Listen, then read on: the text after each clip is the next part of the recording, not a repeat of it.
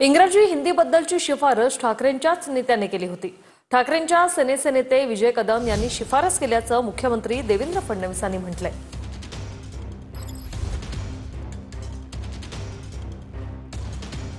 दोन 2021 मध्ये माशेलकर समितीकडून मुख्यमंत्री ठाकरेंना 101 पानांचा अहवाल सादर केला तेव्हा संजय राऊतही उपस्थित होते। या अहवालाच्या 8व्या प्रकरणात भाषेचा विषय, यासाठी जो उपगट तयार करण्यात आला त्यात ठाकरेंच्या शिवसेनेचे विजय कदम यांचा समावेश।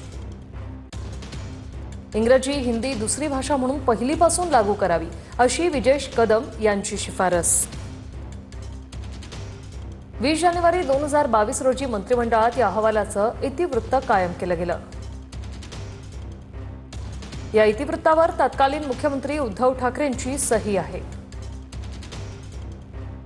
त्रिभाषा सूत्र मंजूर करणारी बैठक 20 जानेवारी 2022 रोजी उद्धव ठाकरेंच्या अध्यक्षतेत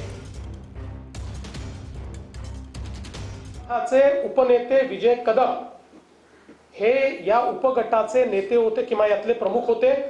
आणि यांनी काय शिफारस केली आहे तर यांनी शिफारस अशी केलेली आहे की मुद्दा क्रमांक 8.1 इंग्रजी आणि हिंदी भाषा ही दुसरी भाषा म्हणून पहिल्या वर्गापासून लागू करण्यात यावी। इंग्रजी आणि हिंदी ही दुसरी भाषा पहिल्या वर्गापासून ते 12वी पर्यंत सक्तीची करण्यात यावी।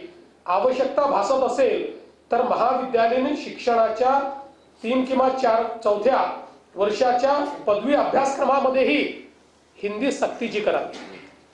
आता कोणी म्हटलंय उद्धवजीने तयार केलेल्या समितीमध्ये ज्यात उबाठा सेनेचे उपनेते हे सदस्य आहेत त्यांनी केलेली ही शिफारस आहे।